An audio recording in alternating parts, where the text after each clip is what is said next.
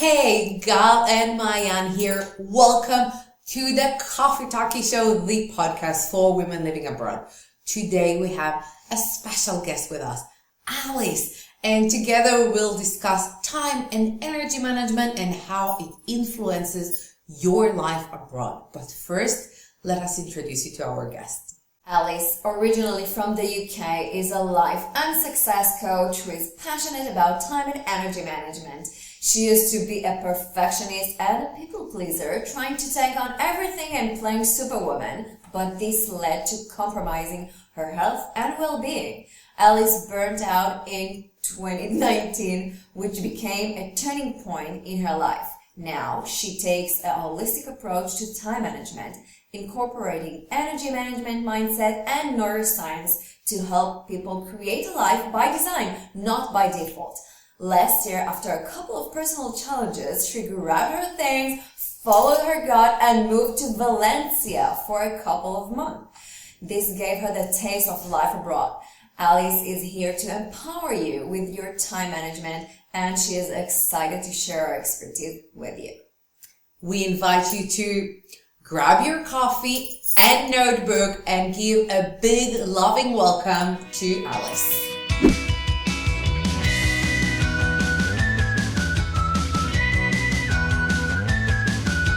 Hi Alice, thank you for being here with us. How are you today? I'm really good, thank you. Yeah, dialing in from sunny Croydon at the moment. You know me, I'm all over the world. So yeah, no, I'm good. I'm really, really good. How are you, ladies?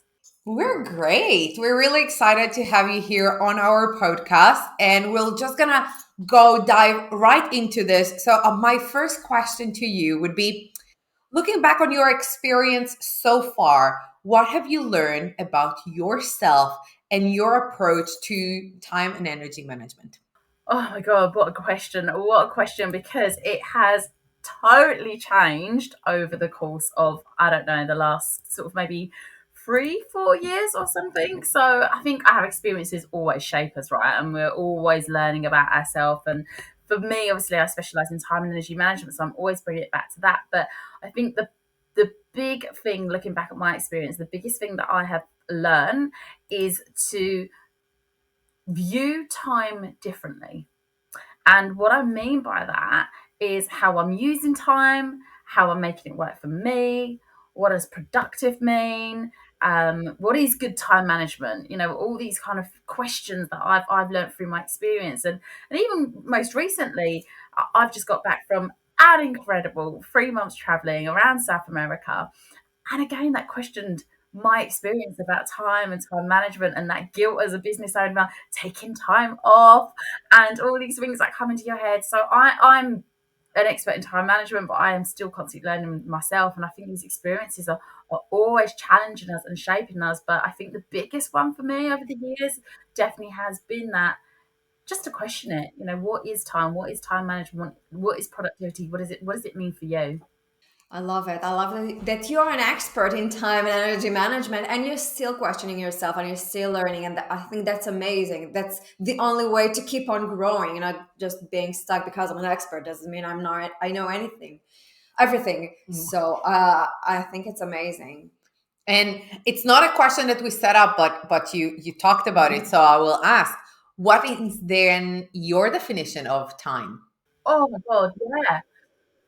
That is such a good question. I think for me, maximizing your time. So, time management is about maximizing your time.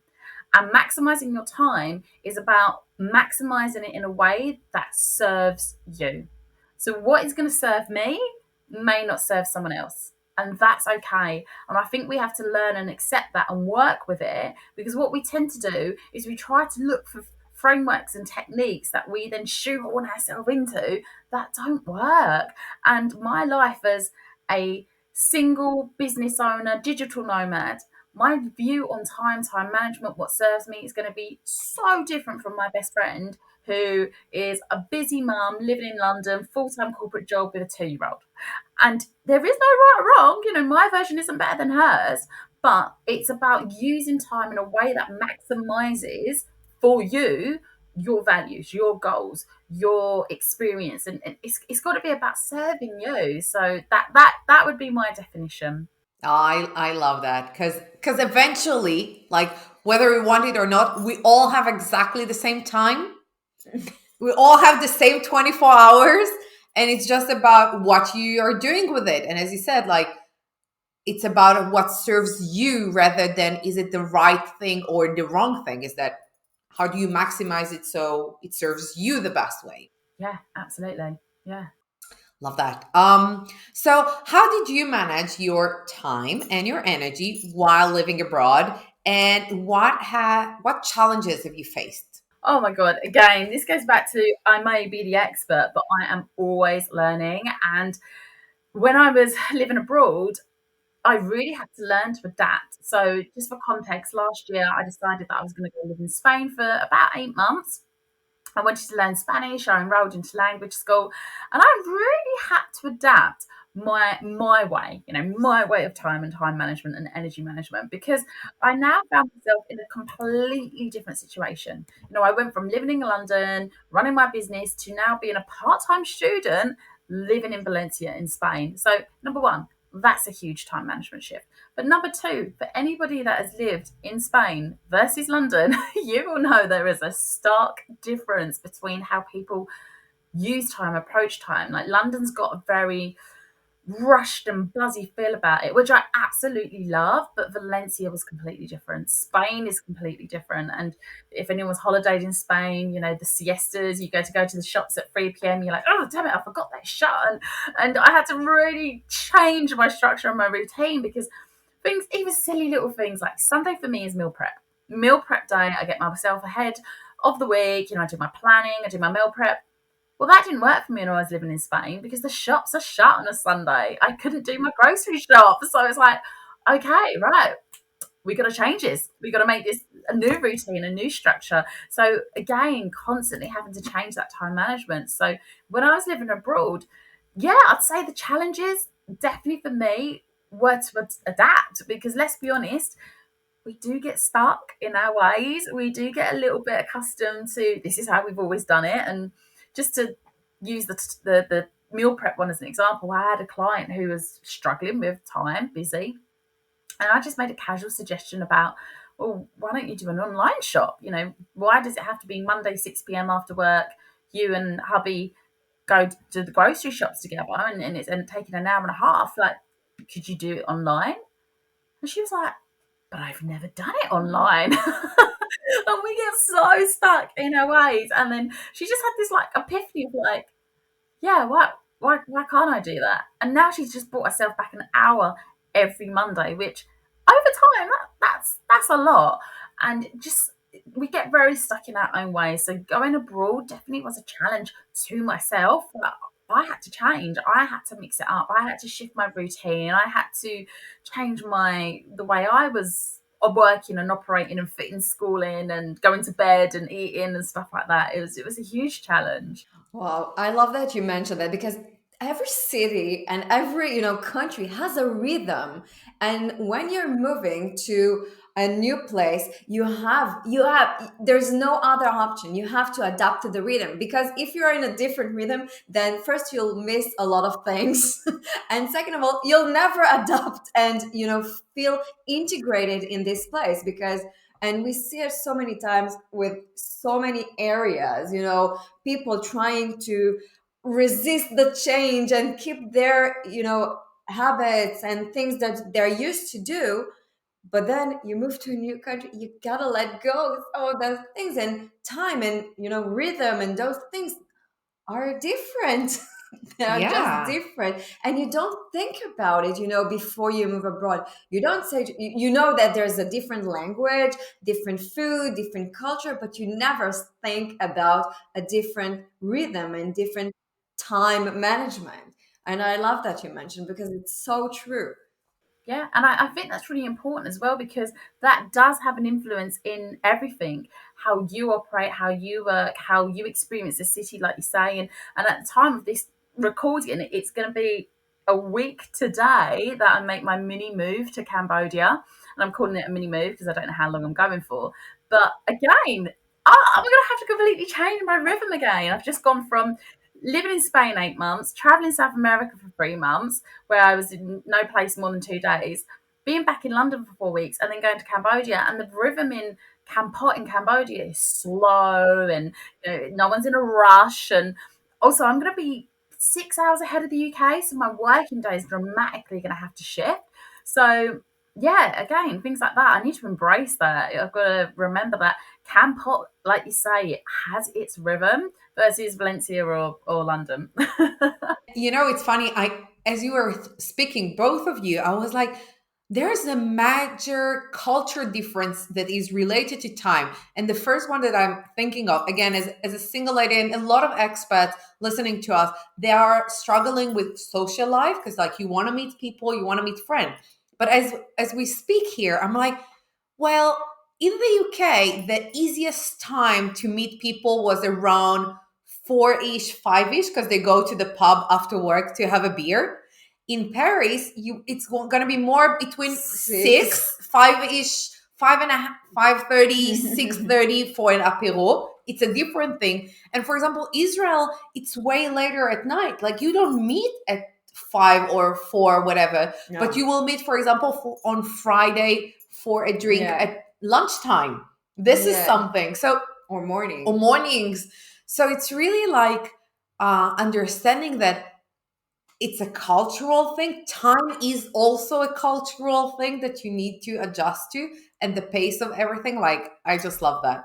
Yeah, and even like the people within that culture as well. Funny enough, I was having a conversation with a friend about this literally a couple of days ago, and they lived in Mexico for a little bit, and they were like, yeah, Latino, Spanish, a little bit manana, manana, and obviously I had that experience in Valencia as well, which just stressed me out no end, because I'm like, if you say you're going to be there at 7, you'll be there at 7. Whereas in Spain, if you turn up at 7, that's rude. Like, you don't turn up on time. And there's like these big cultural differences. And my family are from, my mum's family are from this little island called Okinawa off the coast of Japan. It's very island life. It's very like, we'll get there when we get there. And it's like so different from Japanese efficiency. And I'm like, what? But again, like, yeah, I think you're totally right. We all countries or people, we have this cultural difference when it comes to our time and our time management. Yes, and I think that's why it was really important for us to bring this topic to our podcast, because it's something that not everyone is thinking about when moving abroad and when living abroad, that there are some major differences in culture, in rhythm, in ways of doing things, and it needs to be addressed, and I will go back to what you said earlier. Maximize your time so it serves you better. So if you're in a new country, you need to learn those differences so you can actually enjoy more your time abroad, no matter for how long you're going to be there. Yeah, absolutely. Couldn't agree more. Yeah. So I will jump into the next question. What role does self-care play in effective time and energy management, and how do you prioritize it while living abroad? Oh my God. This is so, for me, so important. Like, I talk about the importance of self-care all the time. Like, wherever you are, doesn't matter how, if you're living abroad, in your home country, I think self-care is so underrated as like an effective time management and energy management tool. But I'd say that when, or if you're living abroad, you've got to prioritize that even more, because there are so many challenges when it comes to living abroad. There are so many factors that you've got to consider, like we just said, like with the cultural differences. And whilst that doesn't necessarily take time, it takes emotion, it takes energy, mental energy. So we've got to think about that, because time isn't just about time. Like, time management isn't just about your use of time. It's also about like how you're showing up and how you're feeling and stuff like that. So if you're feeling a bit overwhelmed because you're getting used to the cultural differences, for example, okay, that might not be a 8 a.m. appointment slot on your calendar, but that's still taking something from you.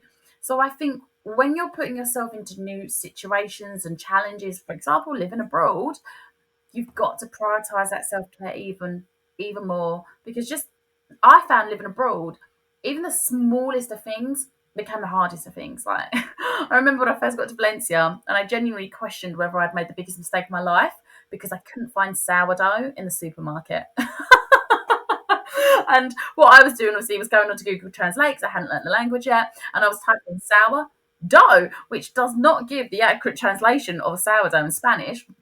So I'm there crying in the supermarket, like, oh, I don't know what I'm going to get in and buying, and what's this? And Google Translate isn't working. And going to the supermarket suddenly became a 20-minute job into like an hour's nightmare and just the drain from it.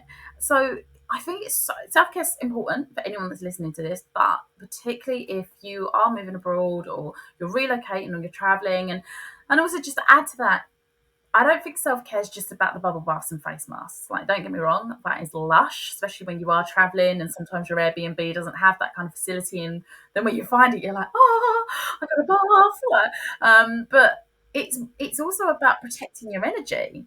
It's about boundaries. It's about not people pleasing. It's about not feeling compelled to take every single social engagement to the point of like almost burnout because you're scared of like losing friends. You know, you're in a new country and you're like, oh, I've got to make all these friends. You've got to protect your energy. It's so important. Oh, that's so true. And I love that you mentioned that self-care is not only bubble bath and, facial. It's part of it, but some people are stuck on this, around the bathroom thing. And it's not about that. And when we say, it's music, we say it all the time. And what you just say, you have to take care of yourself, and it's your boundaries, it's your needs, it's your desires. Taking care of yourself can simply mean that you're pursuing your hobbies the same way as you used to do it at home, that you're eating things that you like to eat, even if it takes 2 hours to find them in the supermarket. And I think it happens to everyone. Everyone has their own shit, that you have to look for it more. And it's so important, especially because we have so many challenges to deal with, and we need this. You said protect your energy, and I think that's so true. We simply need energy to deal with so many things. So if you don't take care of that, well, you won't have enough in order to deal with everything you need. Yeah, absolutely. And you've got to remember as well, when you're moving abroad, you're likely to be creating new circles, whether that's within work or social, community, whatever. And now you're giving more of you away. It's even more important, I think, to protect that. Yeah, absolutely. And as you mentioned, this brings me directly to our next question about the balance between our personal life and our work life, and like how did you do it, and what advices can you give? Yeah, I think that's a really great question because it can be really, really challenging. I think it can be challenging because your moving is considered something personal. You're moving home or moving country or whatever, and then there is going to be that impact into your work. Like, one of the things that I always teach and advocate is that there is just one pot of energy. So people talk about work-life balance as if the pot of energy magically renews at 5 p.m. If you work a 9 to 5 and it's like, oh ding, 5 p.m, the 9 to 5 is done, oh look at all this new energy I have. And it doesn't work like that. So if you are moving or you're just recently moved and you're embedding and settling in, you've got to take consideration of that into your work-life balance and getting it right, whatever right looks for you. And I think you need to define it as well, like what does it look for you. And one of the big things that I found really helpful was just segmenting my day. So how I managed to find the balance between work and personal in a new place, living in a flat share, living in Valencia, first of all, was to try and kind of segment my day and segment my time and segment my energy. So, for example, I was quite fortunate that I was studying part time Spanish in language school, and that was 8 till 1. So I was that was very blocked off. My calendar was just blocked out Monday to Friday. All my clients knew that was the time that they couldn't contact me, etc. And I didn't try to blend work. So in our 10-minute break, I wasn't trying to squeeze in meetings or anything like that. I was like, that is my time for learning Spanish and being present and dedicating to that. And I think that was really useful actually to have that separation of work, personal, and then obviously I was coming home in the afternoons, evenings, and running my business, etc.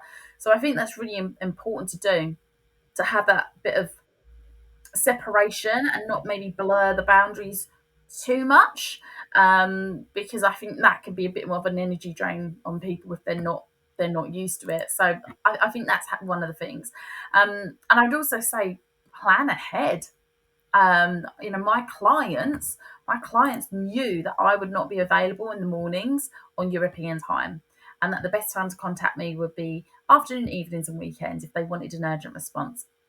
And so you're just planning ahead. You're just thinking, for example, the supermarket's being closed on Sundays. Well, okay, we'll plan ahead. When am I going to do my supermarket shop and my meal prep now? It's just things like that. It sounds so simple, but these kind of little things really made a difference. And I always talk about this, but again, boundaries.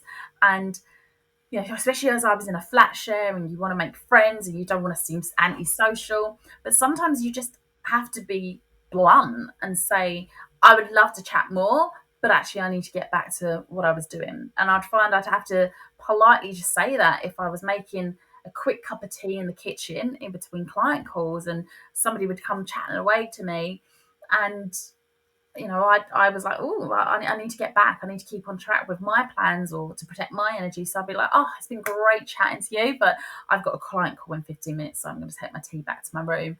And nobody's offended by that. We sometimes get into this people pleasing habit, but nobody's offended by people having boundaries. Well, that's so true. And I love that you mentioned the separation, the clear separation, because a lot of us working from home, everything just blends in together. Like there's no separation between our personal life, our work life, our, social life. It's all blended together. It's all a mess. And a lot of women that are moving abroad are starting new things from home with the kids and everything. And it's just like energy draining because it's not separated. Like you need to have time for work, and even if you're in your living room and then time for my personal stuff, and when I'm going to the gym, it's not for doing calls with clients. And there's this separation. I think it's much healthier for ourselves. Yeah, absolutely. Yeah, and I will add something that you shared with me a while ago when we first spoke, probably, is that you need to also be aware of the fact that things that you were used to do and took you a certain time in a new country might take you way longer. So you need to be patient on one hand, but also reevaluate on a constant basis. How much time does it actually take me? Because it's nice and cool if you put on your calendar that you have 30-minute shopping in the supermarket once every couple of days. But actually, if it takes you an hour and a half because you cannot find the ingredients that you're looking for, or you don't know how to look for even what you want and stuff like that, then it's nice that you put 30 minutes in, but you always like run out of time. So plan in a way that actually serves you, but also that is realistic to the fact that things might take you longer now. Yeah, and again, it's also about energy as well, not just time. So, for example, me popping to Tesco's in my hometown, it doesn't take a lot of brain capacity. I know where the shop is. I know exactly where everything is in the aisles, and I know the streets, so I can listen to a podcast or call my mum en route. Like I'm not taxing my brain. Suddenly find yourself in Valencia, and I don't know where the supermarket is. I'm not familiar with the roads. They drive on the wrong side of the road, and I'm like, I need to keep my eye out. And I don't know where the things are stocked in the aisles. Even if I give myself twice as long to do my weekly shop, actually when I get home, I'm probably still going to be more knackered. So again, it's the energy part of it as well. So when I'm living at my nan's and I run to Tesco's and I come home and I quickly put it away and I go straight into work, no drama. But in Valencia, I was finding myself that actually I need a bit of a decompression and a bit of a before going into the next thing. So just even factoring in almost like a break, just a bit of an energy restorative thing, just to before just launching back into it. I love it so much that you mentioned it, because I find myself so many times feeling like I just need like a mental break. It's there. Like I've just spoken for 40 minutes with someone new because you're trying to connect with other people and like you're there, or taking the public transport. Sometimes this is like it's just sitting on the train, but it's never just sitting on the train. Because you're not used to it, then you have You, to be aware of yeah, anything, and it takes a lot of energy, and that's totally normal. But people are feeling guilty that they need a break from going to the supermarket or from taking the train, but that's actually okay. Yeah. And we're using different parts of our brain. Like I'm huge on neuroscience, and I think the more we understand about our brain, the better we can operate, right? And there's different parts of our brain for different functions, okay? So you're activating different parts of your brain depending on what you're doing. Well, if you've never got that tram route in Valencia before, yeah, you are going to be on edge, on high alert. And the amount of times I've missed my bloody stop and, put me in this state of anxiety. And we need to give our brain a bit of a kind of reset and a break sometimes. And I think you're absolutely right. We sometimes feel guilty for that. Like, this is why I'm trying to encourage people to think about energy management, not just time management, because time management is very about like, here's the structure of my day, boom, boom, boom, boom, boom, productive. And there's no breather. And actually, yeah, maybe you might be a little bit shattered trying to navigate the number 42 through Valencia, or maybe you are going to be a little bit tired trying to find your sourdough bread or whatever it may be. And we need to think about those energy drainers and give ourselves like I like to call them brain breaks, but yeah, we need that. Absolutely. So, do you have any tips for women listening right now to us, and maybe are finding themselves in similar situations, maybe drained after simple tasks like this while living abroad? Yeah, I think I've probably got three main tips actually, um, from my own personal experience. And I think the first one is to be patient. Now, I am self-possessed, perfectionist, control freak, super harsh critic on myself. So this was something that I really had to lean into, I suppose. And yeah, just kind of be a bit patient with yourself.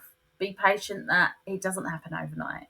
Be patient that you are going to be more tired at simple activities. Be patient with the fact that, even things like speaking another language. I went to Spain and I couldn't speak Spanish. And it got to the end of the day sometimes where I was like, I'm done. I can't even speak English. Like, I am done. I cannot speak to anyone. I need to go to my room on my own because I was just mentally done. And I think we just need to be patient with ourselves and be kind, because it's really easy to beat yourself up. So that would definitely be my first tip. My second tip would be to ask for help. um, whether that is listening to an amazing podcast like your show, whether that's asking in a Facebook group, whether that's buying in a course like your fantastic courses, or it could even be as simple as asking in a Facebook group. Like a lot of places now will have an expat Facebook group or something. The amount of times where, and again, silly example, I needed to get my eyelashes done. And I just found a Valencian expat girls group and just said, hey, anyone got any recommendations? And it was like, boom, instant reply. And I was like, oh my God, I have just saved myself hours of not just time, but energy as well.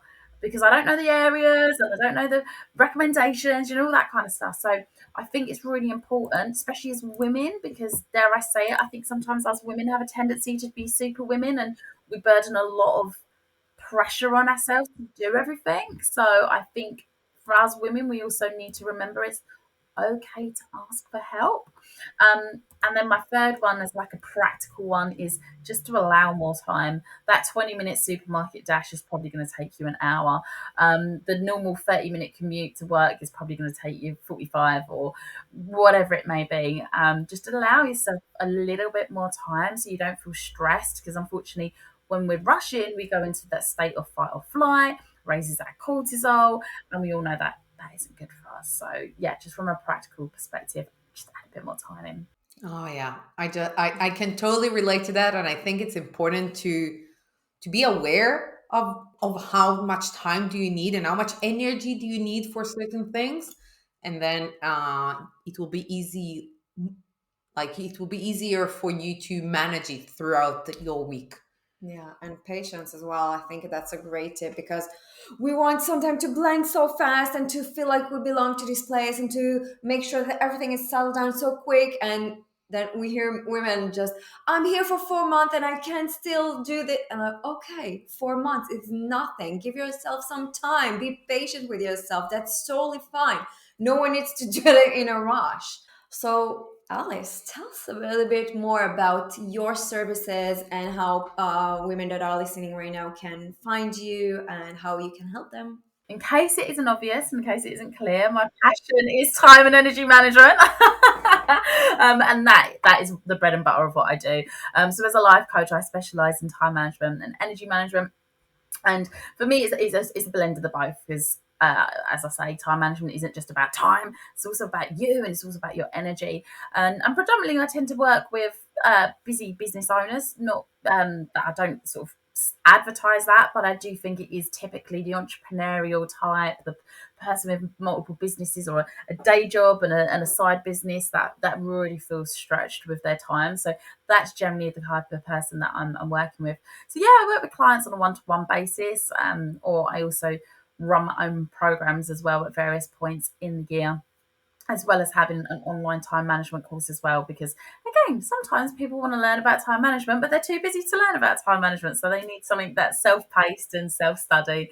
So I've got an option there for them for that. And yeah, if anyone wants to come say hi, I would love that. I love connecting with people and hearing people's stories. And if anyone's got any questions as well around time management, energy management, I love receiving DMs. So please get in touch. Gotta confess, I'm more of an Instagram girl. I like my images and my pretty pictures. So I'm generally hanging out there, Alice_Dartnell. But I do also have a Facebook page for my business. And of course, LinkedIn as well. If anyone wants to connect with me there as well, they're more than welcome to. We will make sure to put all the links in the comments of this podcast, whether you're watching us on YouTube or listening to us on your favorite platform. You will have all of it there. And I really, really recommend you following Alice. I love seeing your content. And I can tell you very personal story for those of you listening to us right now that literally like an hour ago, Maayan and I got ready. We're like, we have a podcast recording with Alice at 2 p.m. We sat here, we prepared our coffee, and then we were like, but it's not now. It's only in 30 minutes. Yeah. We were like, time management. And we rushed to make it sure that like we came here and organized, like, had to put on makeup back on. And I was like, it's actually only in 30 minutes. Why did we rush? Oh my god, I did exactly the same because I text you being like, is it 1 or 1:30? Because obviously I'm an hour behind you. Do you know what? That's another challenge when you're traveling the world. Like everyone's on a different time zone, and my calendar's constantly changing. And then I question myself, and I was like, was it 1? Was it 1:30? Am I late? Am I? Is it very natural time management issues going on here? It's real life. It's hashtag real life. So, Alice, we would ask you our very last question, which is probably like one of our favorites. We ask it for all of our guests. What does a smooth and positive move abroad mean to you? Oh my god, what a question! Because I don't know if there is one. I think the perfectionist in me wants everything to be smooth and perfect. And the realist in me that is slightly grown over the years is like, do you know what? Sometimes it is a little bit messy. Just life in general is a little bit messy. And I think that's okay. And I think we sometimes, like I said earlier, need to be a bit more patient and a bit kinder to ourselves and get the help, get the support, listen to the podcast, buy the courses, do what you can absolutely do to make it as smooth and an easy transition as possible. But yeah, there's the part of me that wonders, is there a smooth transition?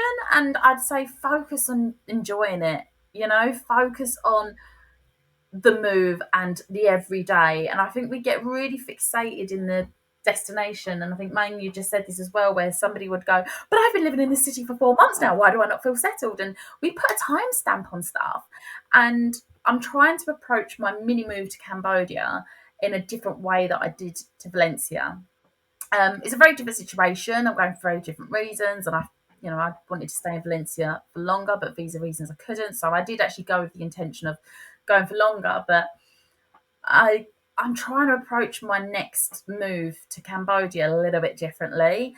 And obviously, I want a smooth and positive transition and great experience, but I'm also being kind to myself this time, that if I don't hit the ground running the second that I land, that is okay. And if it takes me a little while to navigate where to get my hair and nails done, or where the supermarket is, and I've got a little bit of a head start because my parents obviously live there, so this is like my 8th visit.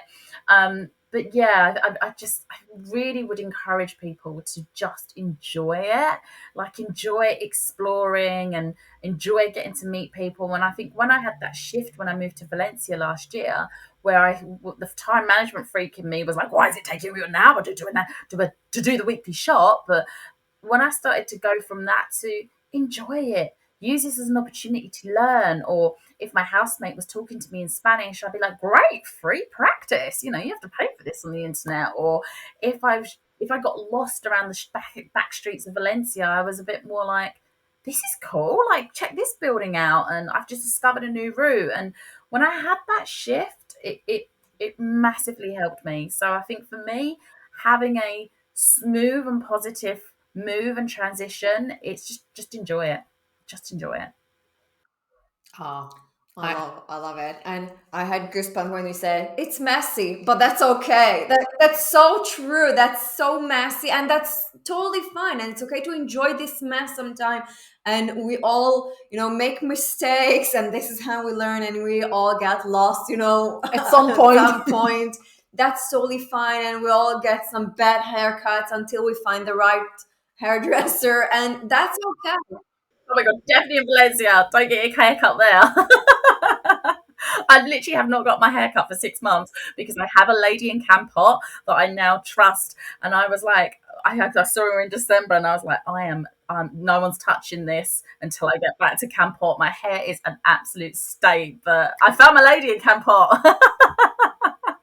Oh, that's so good. So thank you, Alex, so much for being here with us today. It's been a pleasure, and I'm sure everyone listening to us just adored this episode because it's been wonderful. Oh, thank you so much for having me, guys. And I just want to say as well, I think you guys are doing an absolute amazing job and just supporting people moving abroad and living abroad, because let's be honest, it is messy and it's not always easy. So yeah, hats off to you guys for being there and shining that light for people. Thank you, Alice, for being here with us today, and thank you for joining us on the Coffee Talkie Show, the podcast for women living abroad. We hope you enjoyed today's episode and gained valuable insight, tips, and inspiration for your journey as an expat. If you have any questions, comments, or suggestions for future episodes, please feel free to reach out to us via our website or social media. And if you loved what you heard today, please like, follow, and leave us a rating and a review on your favorite podcast platform. Until next time, sending positive vibes your way.